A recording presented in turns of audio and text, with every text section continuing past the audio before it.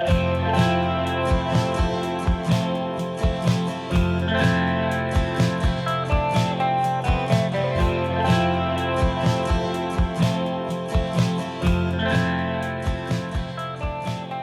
to the Golden Shadow. My name is Arran Rogerson. And I'm Alyssa Polizzi. Today we're exploring the concept of self. And this is a deep, abstract concept.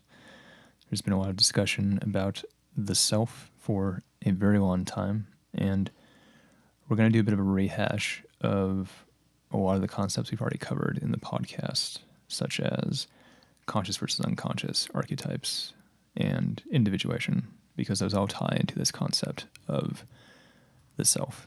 And to illustrate that, the ego and the unconscious are two different ways that we talk about the self. The ego is this notion of the autobiographical I, or the conscious experience, or whatever we're referring to when we say me, I.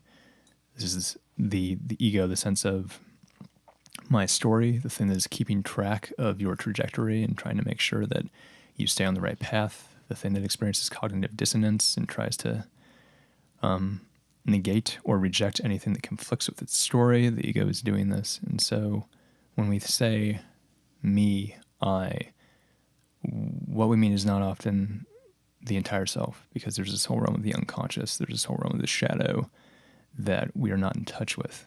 And that's part of the theme of all these episodes, is getting in touch with the shadow, getting in touch with that thing that we cannot see, the thing that we're not paying attention to, the thing that we want to banish away from us. So when we talk about the self, we don't mean the ego, but we also don't just mean the unconscious. So what do we mean? In some ways, we're starting to tap into the totality of who we are. And when we speak about the ego, there's kind of this misconception that that's all that we are. Mm-hmm. Everything in the light of our awareness, everything that we are conscious of, that is ego.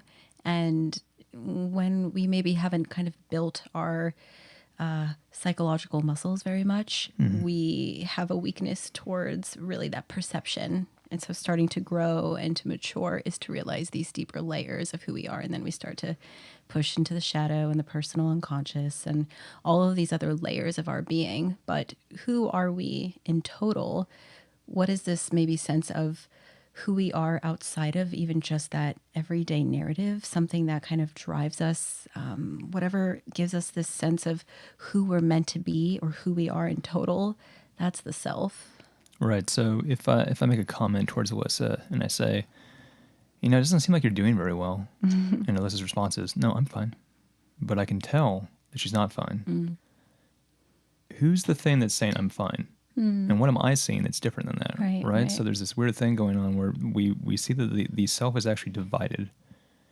There's different realms of the self, and it's not dualistic as if there's this conscious and unconscious. There's all these different things, these different processes that are happening within us. There's also the body and the mind.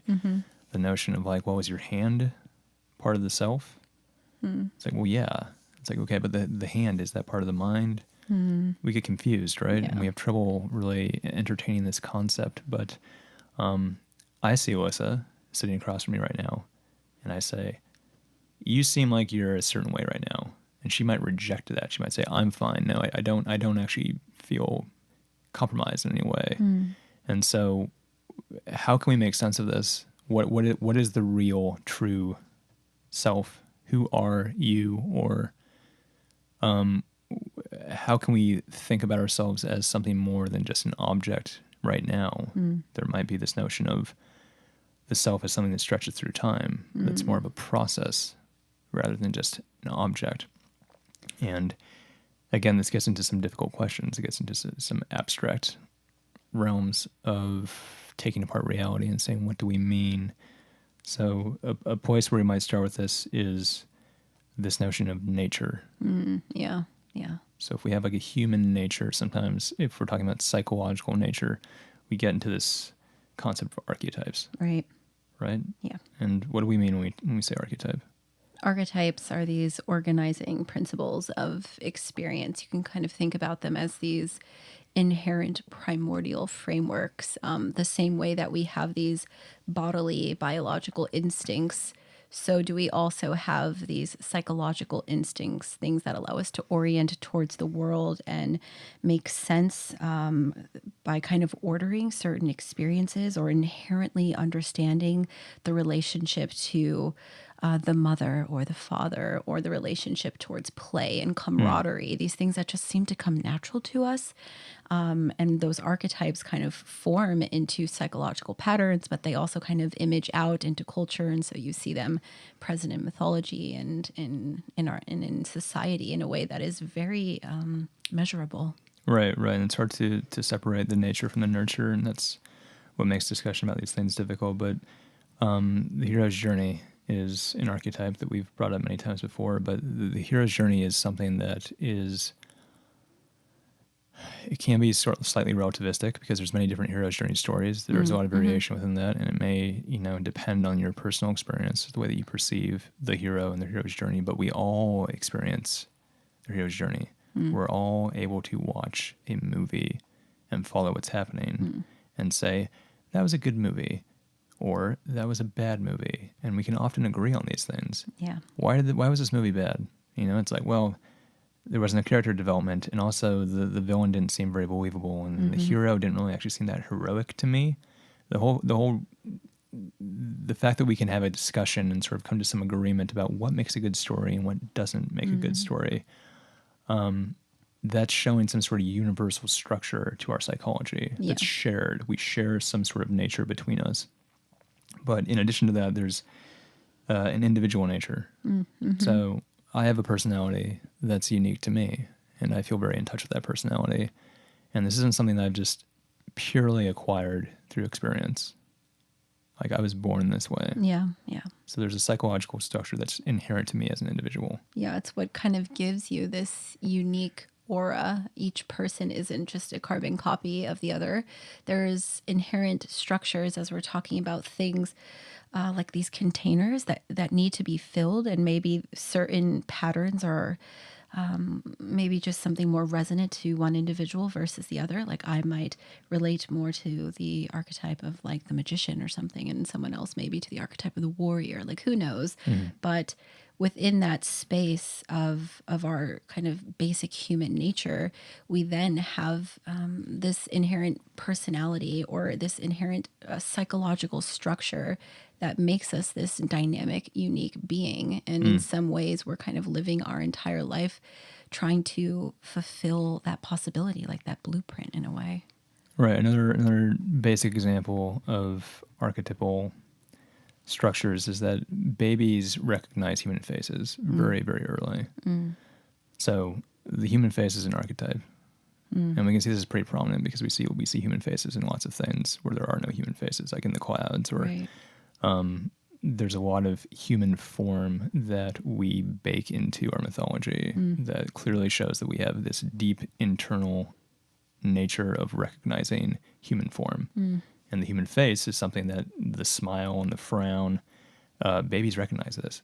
They're not taught this. They come out of the womb understanding the human face. And so the human face is an archetype in some sense, where it's based on some sort of archetypal structure that we all share. And there's variation with that, but you can see these patterns everywhere, these universal patterns that all humans seem to share. They seem to interpret things a certain way. We look at water and we see something beautiful that we know that we can drink, that we find refreshing. And perhaps we see something that has large teeth, and there's this reaction of fear where we run away from it. And this is a universal thing that humans experience. So that structure sort of guides the architecture of our development and our psychology. But what is the nurture aspect of this, of development and becoming? I think we can kind of use the more Jungian term of those structures of nurtured psychology as the complexes. And, this is definitely a term that a lot of people are probably familiar with, but maybe more in the pejorative sense, like, Yeah. he's got an Oedipal complex or he's got a power complex. Right. We have kind of taken that word and have used it to kind of understand someone who's got an issue around some sort of subject matter. And that's maybe a place to start with complexes because they're anchored in something, and that something is an archetype.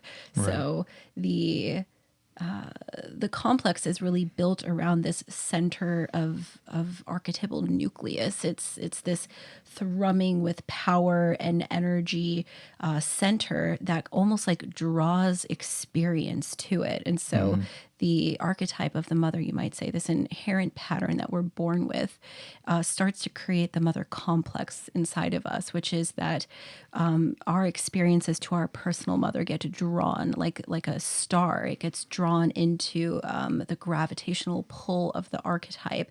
And so we start to associate what mother means by our own personal experiences, which could be like really great or maybe not so great, depending on how those childhood experiences went. It informs how we look at ideas of nurturance or creation, or empathy and compassion. All of that is kind of formed into this complex structure, and they have this tendency to be very deeply moving, very feeling toned. The ideas, the emotions, the affect that are all tied into the complex really kind of tell us what our nurture is. It goes from being almost an impersonal pattern of mother to my mother, or the mother I read about in a story. And all of that informs how you orient to the world and how you understand mothering.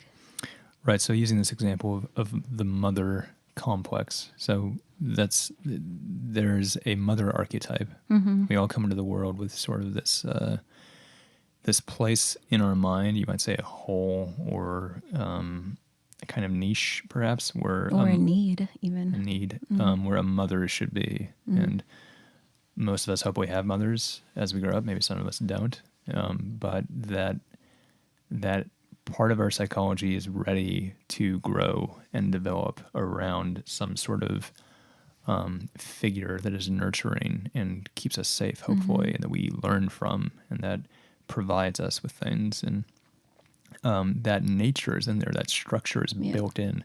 But as we grow in the world and as we become, because we are creatures of learning and creatures of adaptation and change, and humans very much are adaptable compared to other species, that archetype gains a sort of constellation of experiences and pathways that are sort of carved into it almost, and you get this thing that we're calling a complex. Yeah. And these complexes form the building blocks of who you are. And it's not just experience, it's not just nurture, it's also not just nature. It's sort of they're coming together. So this skeleton of our being is filled out with like the flesh of the complex. Yeah. And that's this nature nurture thing going on. Yeah, the complexes are sort of thought of as existing under, say, like the layer of consciousness.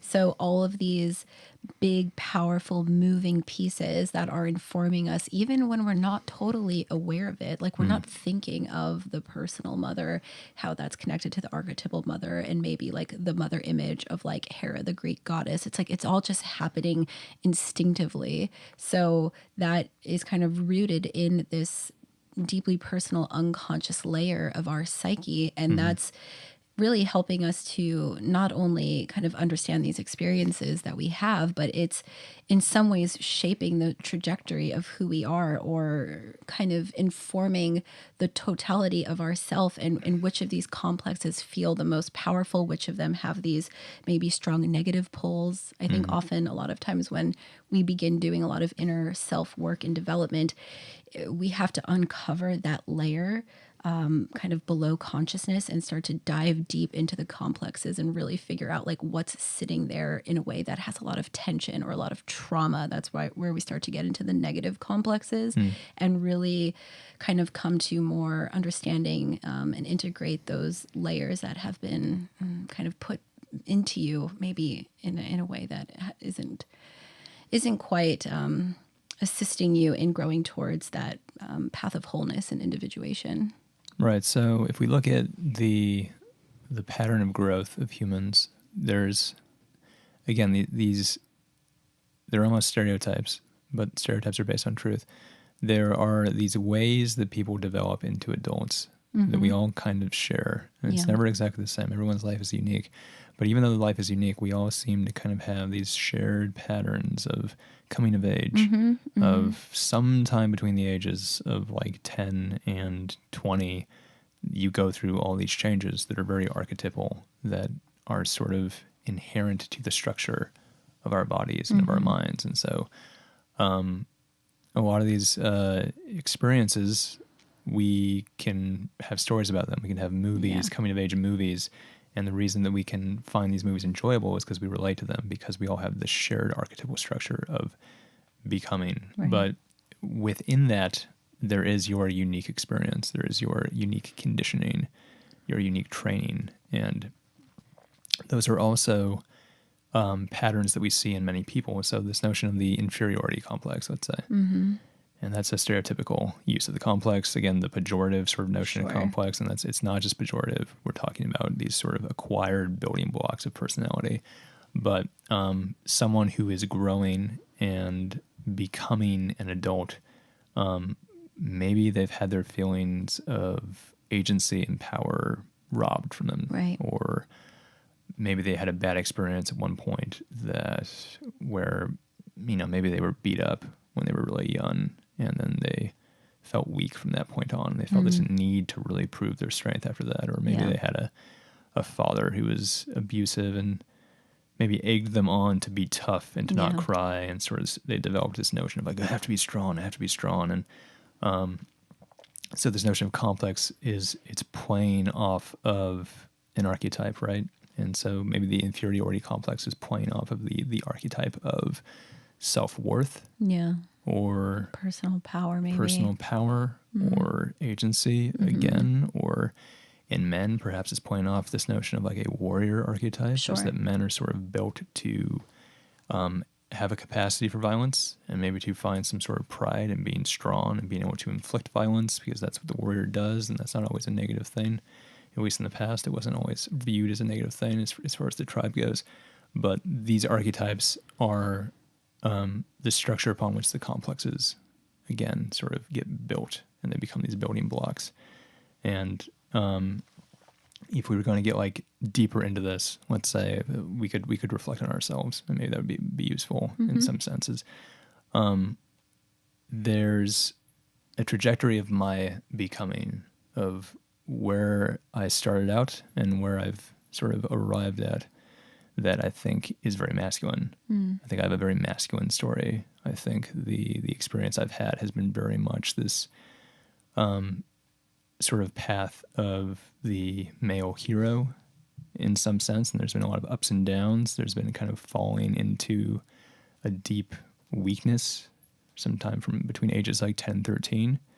And then there's sort of a rise back up and ascending and sort of finding power and being someone who is more aggressive and more assertive and more independent and more in charge. And these are all different ways in which my experience has shaped me. And so I'm still the archetypal warrior. I'm still the archetypal male, let's say. There's this notion of like being fatherly that is sort of an archetype, and there's things in me that are playing with this sort of pattern, this structure, and it just depends on my experience. And so perhaps I felt really weak for a while, and I developed this inferiority complex, and I had to do a lot to sort of counteract that. And sort of what that might have looked like is like being superior and like trying to overcompensate, like I'm a superior person. But these structures are changing, and the constellations around these archetypal structures are changing as we develop and as we grow, and they're heading in a direction that is trying to more or less become whole, balanced, or complete.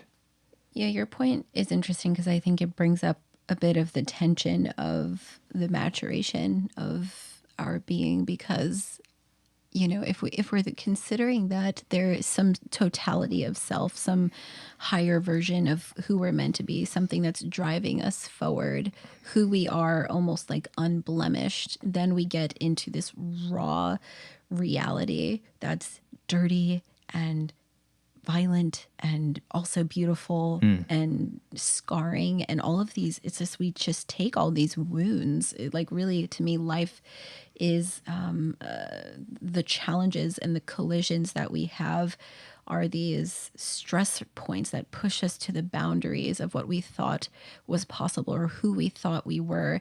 And in some ways we haven't quite come into realization of our total potential. And these challenge points, these you can almost call them initiations, are points where we can see the divergence from who we are presently and the density of some type of experience we're having versus, who we're meant to be. And there's like this disparity. There's like this division in those moments sometimes when we realize, like, how did I get to this point? Or why do I feel so weak? Or where is the strength that I thought I had? It's like these moments of raw consciousness in a way. And so being raised in some sort of environment that's led to an inferiority, basically we're almost like being offered an opportunity to see that wounding and to understand it and maybe integrate some sort of experience, some sort of lesson. But through that, what happens? What is the telos? Like, what is the goal here? What are we gaining from it? And I think that's where the reframing of some of these experiences kind of falls in line with the narrative of the self or the becoming aspect, is that these at least like on the negative end, those complexes, the inferiority complex is an opportunity to grow into more of who we are meant to be. And I think even at the center of most of our kind of, I don't know, the most painful issues that we face, the things that cause those kind of like neurotic splits in us, anxiety, depression, trauma, is some sort of nurtured complex that is off with who we're really meant to be. And when we realize that, it's like, oh my God, I mean, it's me, but it's not me. How can I not be defined by what my nurture was or what my past was, and instead step more into my being? How can you reflect upon your own history, your complexes? My complexes. So I mean, you have a nature, right? You were born a certain way. You have a personality that's clearly unique to you, a person that you really are deep down. Yeah. But you've had a certain experience. You've been conditioned a certain way. Yeah. And what are those building blocks for you, and how might you reflect upon them? Well, I think like my biggest kind of like tension of opposites that I feel inside of myself is an inherent nature of power and possibility and like loving compassion that is met with, a nurtured history of loss and like disappointment and kind of hardship. I was raised in a really chaotic family situation, and that to me at a very young age instilled a sense of not being, I think, safe in the world is maybe the word that comes to mind. And that feeling of like the family unit, the parental unit, the sibling unit that's supposed to create this this container of like love and safety was kind of fractured at a young age. And that, I think, has always been a serious point of tension of who I feel I am at my core, because there's this nurtured aspect, you might call it like my family complex, that seems to be in opposition with what I feel the world is really about. And part of my inner development and growth is reconciling these differences and holding the tension of both of them and not succumbing to the pressure or not succumbing to like, people are awful, the world's a terrible place. Like, it's holding on to hope and possibility, because there's something so deep within me that feels like it's it's like it's real. Those things I feel are real. Who I can be is real. But if I look at like what the reality of thing is, it's like, oh my God, that can be extremely overwhelming. Right. Yeah, so you have a very feminine story, I would say, That's and true. you have a nature to you that I think is very motherly and very family oriented, and I think that's pretty clear. Like that's the way you were born, someone who is like very open hearted and loves easily and Yeah. is very kind and kind of wants to sort of like this feeling function we discussed before, like very very dominant feeling function, but Yeah. wanting to sort of maintain a coherency of social dynamics that is very intimate and safe and trying to welcome people into that energy all the time. I say that's very much your nature. Yeah. And I can see that as being like the way that you were born, the way that you probably were as like a little girl. Yeah. But you know, the world is kind of tough and screwed up, and a lot of the modern experience is one of sort of being out of our depth or being someplace we don't really belong, where it's like, well, all my instincts are pointing me sort of in the wrong direction. It seems like Yeah. I want to love openly, and I just end up getting hurt a lot. Yeah. And I want to bring people into a family, but it doesn't seem like people can handle being very close, and instead it just creates conflict and strife. And Yeah, I think the narrative is not a rare one. I think actually, like the more that I meet other people, or the more that I open up with friends, it's like, wow, we all have a similar story here. Yeah. There's some sort of like maybe disconnection on a collective level of like who we're meant to be and how we're meant to be living. Yeah. and it's broken in some way, and it's Right. causing a lot of hardship and strife in all family units. Right. So you have, and I mean, again, not just you might say like a lot of young people probably, maybe we're not young anymore, but a lot of people that are our age, who knows about the generation following us. That would be interesting to see. But these complexes, this notion of like, we have a nature. Yeah. And, in my opinion, that nature is something that can be explained very well from an evolutionary perspective. The idea of the tribe, we want to be in a tribe. We really want to have loving relationships. We want to be close. And that's sort of the archetypal structure of us. Sure. Right? But the experience, the path through life, it teaches you that you need to behave a certain way if you're going to stay safe. And then you try these things and they don't work out. And you realize, well, that was a mistake. I need to be more cautious. I need to be less trusting. Getting close to people is actually really complicated. Maybe I can't get close to people. Yeah. Trying to have like a tribe exist, that doesn't seem to work very well either. People kind of seem to need their own spaces. They need to be in their own cubicles, and everyone's plugged into the internet and they're all going in different directions. And the idea of a coherency, a social coherency is actually really difficult. And so everyone develops these complexes, and everyone has these deep insecurity complexes, you might say, or that they have an association with like the love complex, the love archetype, like the lover's archetype, the sort of union of man and women, perhaps.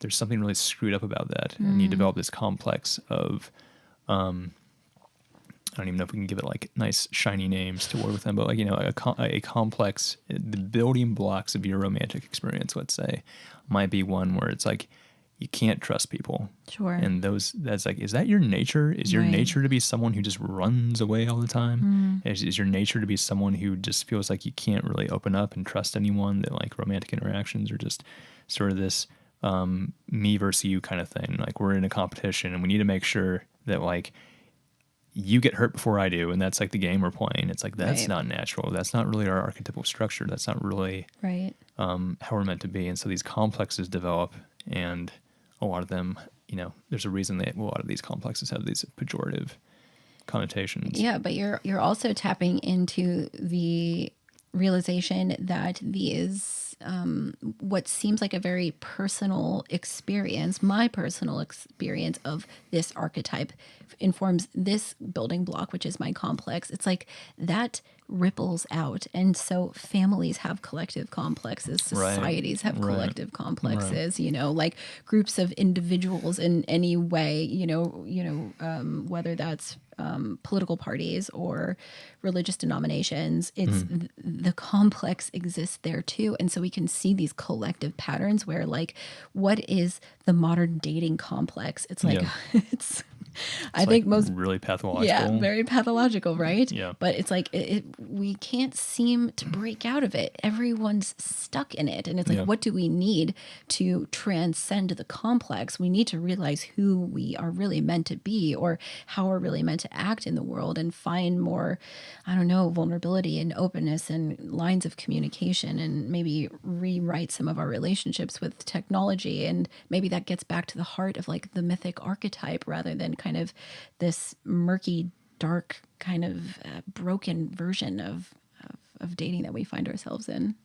Right. So these complexes as something that we can interact with, or something that maybe we can recognize, and that there is again, archetypal structure to our being that is leading us towards being more complete and being more whole.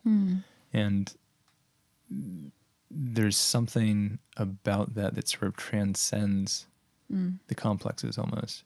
Like Yeah. what is the thing that takes the inferiority complex and tries to bring it back into balance? Right. To take that complex and sort of reintegrate it into a complex that's more balanced. Right. Well, the Jungians would call that the archetype of the self. Right. And that is definitely something that, at least in that theoretical framework, is driving consciousness to realize these parts of our being, and to at the same time differentiate from them, so that we don't fully identify with this type of complex or this shadow material. But as we kind of pull these pieces of ourself apart and realize all the layers and all the pieces, we can kind of put it back together again. And so we move towards wholeness in that way. Yeah. So the archetype of the self, this structure of who we are, it's like a natural thing. It's perhaps something that transcends complexes. It sort of maybe transcends your nurture. It's kind of the thing that generates becoming, or the thing that brings you into wholeness quite naturally, or the sort of thing that's like whatever regulates a sort of spiritual homeostasis. Like, what is the greatest balance of your being? And the greatest balance of your being is some sort of strange nature where it's like you were born to be someone. Yeah. You were born to become someone. In a perfect world, you'd be this person, but you're not for some reason. Yeah. Your complexes are all pathological and screwed Yeah. up, and your archetypes, this, again, not just one archetype, but just, a landscape of like archetypal interactions. Because what we're talking about is sort of the structure of your being, the natural structure of your being, that those have not interacted with the world in a proper way. And so the archetype of the self is trying to bring those into balance. And that's why people over time are sort of aiming themselves at becoming something and finding what is right in their lives, or like arriving again at sort of the mythological promised land, or Yeah. ascending into the perfect being, which might be like the Christ figure, Right. or The Buddha. Yeah. or some sort of transcendent hero. Yes, I think we see the archetype of self in these mythic figures, godlike figures, heroic figures. Yeah. That is, in some ways, the personification of the archetype showing up, the imago of the self in Jesus or in Buddha. Yeah. Or often, especially if we're looking at this through classic Jungian thought, symbols that are circular, the mandala figure, or like fourfold, the quaternity, things that have a fourfold structure, all evoke the self, which is balance and wholeness. Yeah. So this idea, something that's maybe driven man since really like the birth of consciousness, is like, who am I and who am I becoming, and why does there seem to be kind of different versions of me that I feel like I can tap into? Some might consider that the first few decades of your life are building consciousness, strengthening ego, developing all of these experiences, going through these challenges, so that ego can be strong enough to go to basically like the altar of the God archetype, of the self archetype, the thing Yeah. that's trying to really kind of egg you into that place of tension and challenge to fully realize who you are. And I think that's especially why with Jung's work, he realized that so many people around midlife started to go through these crises and needed to find themselves. And that often kind of materializes like really ridiculous things like, you know, divorcing your partner or changing your job in some radical way, doing Yeah. something really crazy because there's something driving people to suddenly realize like, oh my God, I'm not who I am supposed to be. Yeah. And there's a pattern here and something's happening that's forcing us to realize in sometimes a very painful way that there's more to us. Right. So, and this brings us kind of back full circle to the notion of self, right? Yes. So there is the self of now, right? Whoever I am now Yeah. is, we might call it like the immediate self. I am me now, right here. And am I who I'm meant to be? It's like, well, no. I mean, yes, but no. It's like, yes, you are who you're meant to be, but you could be more of who you are. You could find yourself more. I mean, I'm curious if to like who would say they're just like completely content in all ways. Like I've done it. I've achieved everything I want. You know, I'm who I'm meant to be. It's like I think if you're being radically honest with yourself, that no one quite feels that. But even if they are, even if someone is like, everything is perfect in my life, like it's like that's the ego talking, Yes, right? yes. It's like the ego maybe is just like things are great. Yes. Like nothing's wrong, Well, and yeah. I've achieved everything I wanted to achieve, and there's no need for me to improve or change or do anything. Right. Well, and I It's think like, well, someone from the outside Yes, might yes, disagree right. and say like, 'Cause they see some shadow, right? Like I'm on the outside of you, and I can tell that like you could be more than you are now, Yeah. you know, or maybe you've arrived at some sort of mindfulness practice where you're just like, all is great and all is fine and all is just everything is as it should be. everything is as it should be. And it's like, okay, well, you know, fair, but I mean, and that we can get into Buddhism, and I don't understand Buddhism as probably as well as I should, but and that's a different story. But to me, that's sort of like the ego is like finding a way to trick itself and thinking like, right. we're good. Yeah. No need to do anything. But I Yes. think we all recognize implicitly, even if we won't admit it, that we do have this notion of no, there is a certain place that you need to go. There's a certain journey that you are on. Right. You're not who you're meant to be yet. You still have work to do. Yes. And so when we say things to each other like, you know, it's like, oh, like you've found yourself. It's like, what do you mean by yourself? Right. How did I lose myself? How is that even possible? Or we might say, so and so is disconnected from who they really are. Right. Or someone is like, maybe you have a friend and they show up one day and they're like wearing like a really big gold chain, and you're kind of like, that's not you.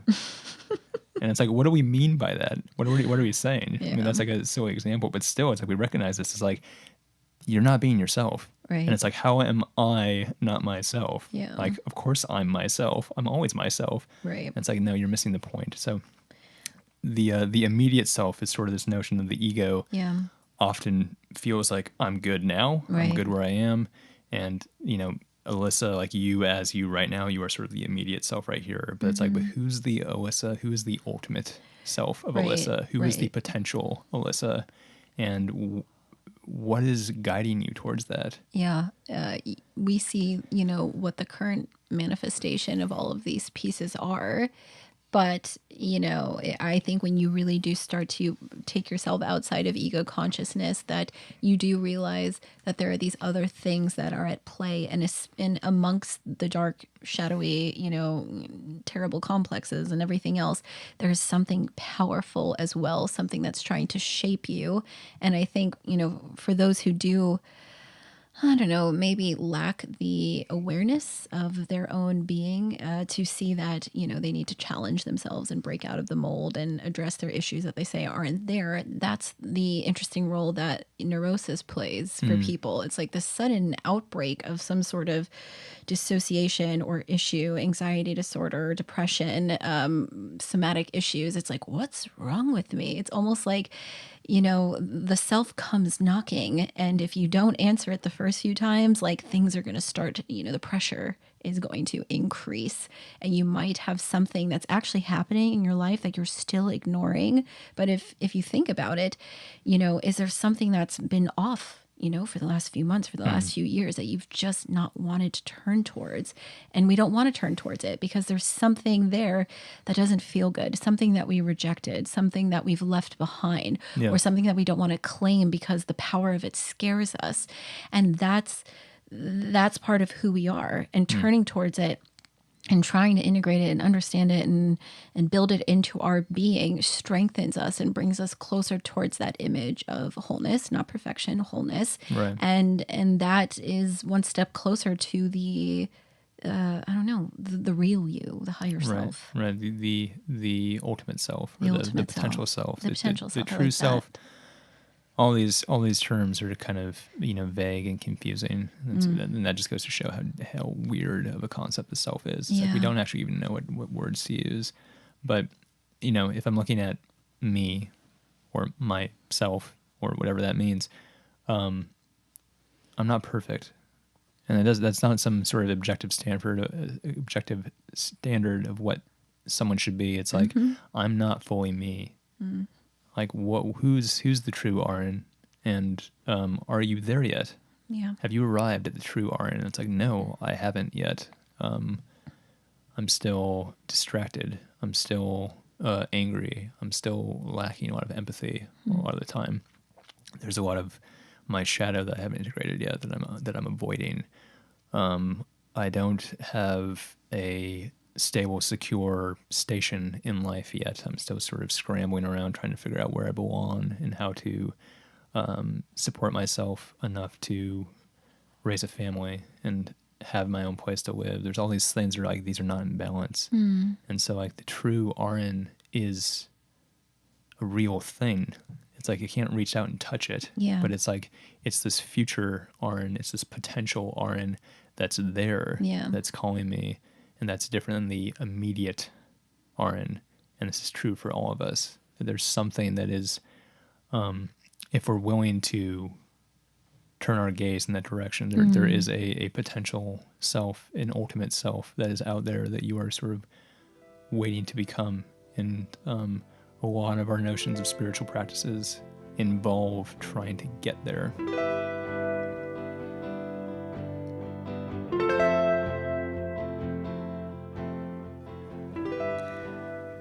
And now it's time for a dream from a member of our audience. This is from a 41-year-old male. And here's the dream. I am locked into a fierce battle with some sort of rabid animal. I do not have any weapons. I am fighting with my hands and wrestling around.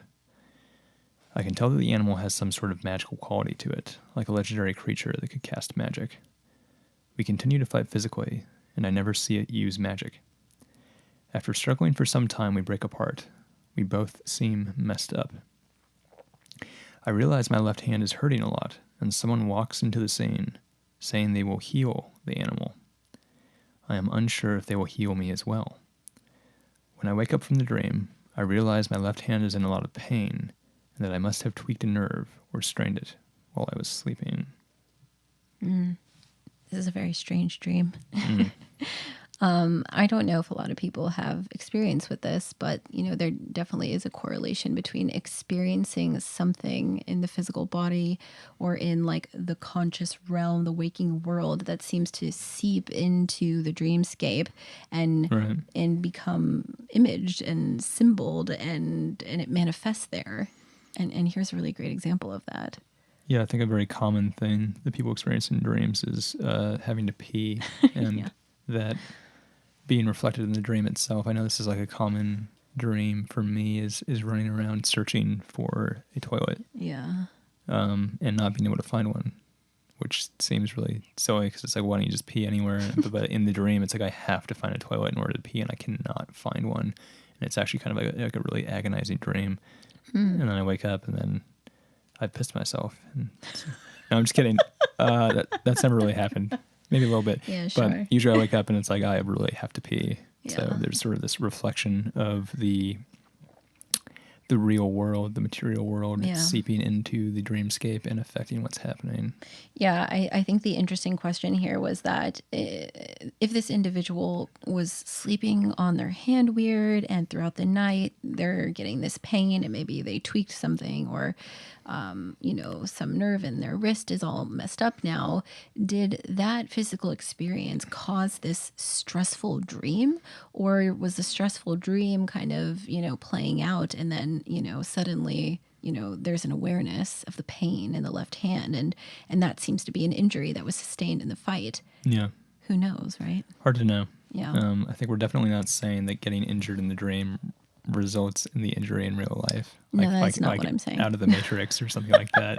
It's like you die here, you die in real life. No, it's just more about even contemplating the idea of when did, like, whatever is the dream ego, which is some level of consciousness, when it became aware of something in the physical body, did that happen while that dream was taking place? And then suddenly it was like, my left hand hurts. It's kind of an interesting thing to consider. Yeah, so as far as dreams go,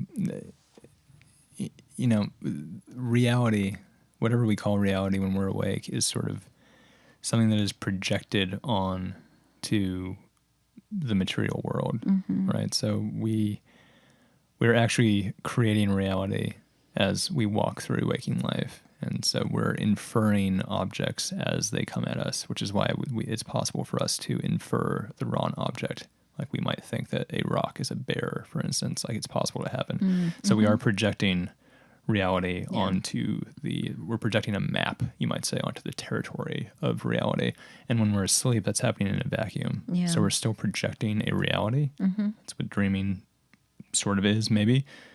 That's my theory, but that we're projecting a dream world and we're creating dream objects as we dream that's sort of just being projected into a vacuum. And if we have a physical sensation, maybe there's a song playing while you're sleeping. The neighbor is playing a song very loudly, and that song is appearing in your dream. Yeah. Now it's affecting the dream.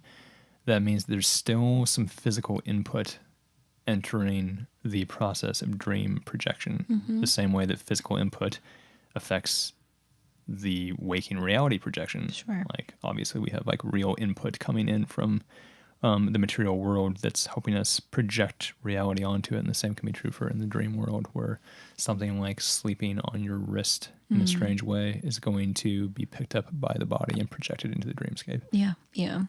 So kind of getting a little bit more into the dream itself, there is a pretty like classic archetypal struggle happening here. Yeah.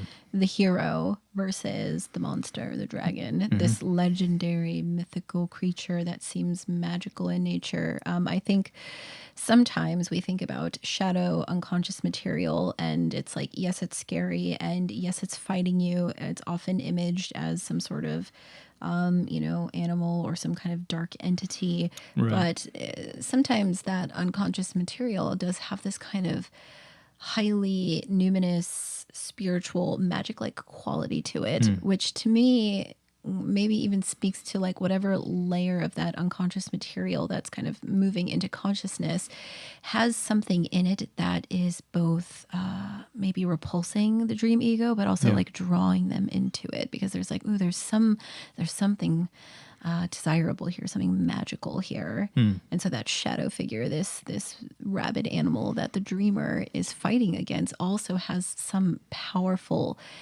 aura to it as well. Yeah, it's interesting that there's several qualities about this animal that are kind of not contradictory, but sort of an interesting mix of things of it being sort of a like legendary magical creature, something that like you would tell stories about, the like the dragon or something like that, or the giant, something that is more than just a wild animal. It's like a god animal.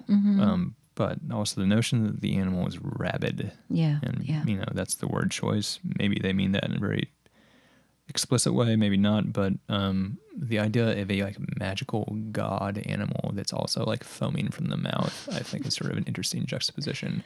Yeah. Because we think of something that is sort of a legendary magical creature, perhaps as being something that's kind of like elegant Yeah, and definitely. beautiful and classy in some way. But if it's like also rabid, Yeah. it almost, to me, evokes the idea that something that is a powerful manifestation of nature and is usually a kind of like a higher ascended form of that has been bit or something, or it has some sort of disease that is making it sort of corrupted. Sure. I mean, consider this. We've been talking about like this concept of the self and the kind of true self. And that I think sometimes comes into the dreamscape as something that holds that legendary mythic quality to it. So Yeah. this dreamer might be, especially, at this kind of mid-age life, starting to interact with contents of their own unconscious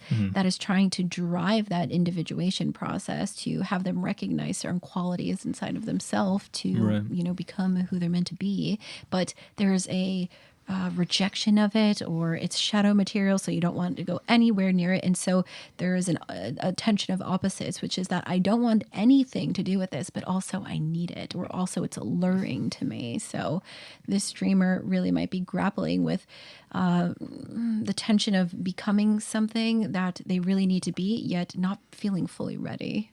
Right, there's a mirroring of some sorts here because they fight and they both seem messed up. Yeah, They break apart, yeah. and it's not as if anyone's won. Right. There's been a scuffle, and the scuffle has resulted in a draw, and sort of a net loss for both, Yeah. right? Yeah. Yeah. And then there's a feeling that the dreamer's injured, and someone's going to come in and heal the animal, Yeah. but not the dreamer. And that makes me wonder, is that sort of altruistic? Like, it's good that the animal is being healed. I don't need to be healed. Or is there more of a feeling of like, what about me? What about me? Yeah. Is there a feeling of being left for dead in some sense? Where there might be something in the conscious attitude where the dreamer isn't taking care of themselves, and that Yeah. in some ways there's like attending to these other pieces, or maybe their current conscious attitude is willing to have an internal healing figure come and kind of bring some healing back to the legendary figure, but who they're imaged as doesn't get healed. So something for the dreamer to contemplate really is their own relationship towards themselves in this journey, and their own self-care, the time they put into revitalizing and re-energizing their own being. Yeah, I wonder, this fierce battle, like locked in a fierce battle, in a balanced battle where no one's clearly winning, Yeah. does remind me sort of this